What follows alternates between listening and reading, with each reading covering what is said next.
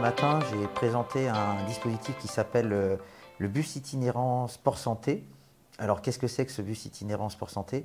C'est un dispositif qu'on a mis en place avec un consortium qui a été créé avec la maison Sport Santé du CHU de Rennes, avec le comité départemental olympique et sportif et l'association que je dirige, Braine Insertion Sport.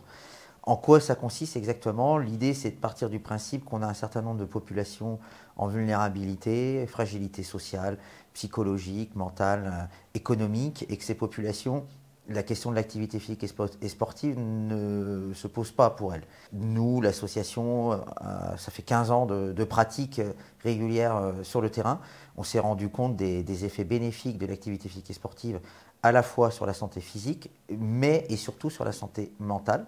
Donc on a souhaité mettre en place un dispositif qui permettait d'aller au-devant des populations, à la fois dans les quartiers prioritaires, donc les 5 quartiers prioritaires de la ville de Rennes, mais également dans des villages qui sont éloignés de la métropole.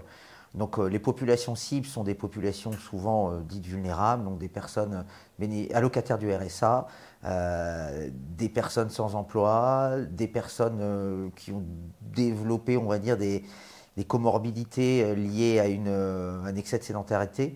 Et nous, avec ce minibus, on essaye de recréer du mouvement et du lien social. Alors comment ça se présente? En 2 mots, on a un minibus classique qu'on a réaménagé avec du matériel, des petits chapiteaux qui nous permettent de pratiquer même si la météo est peu clémente.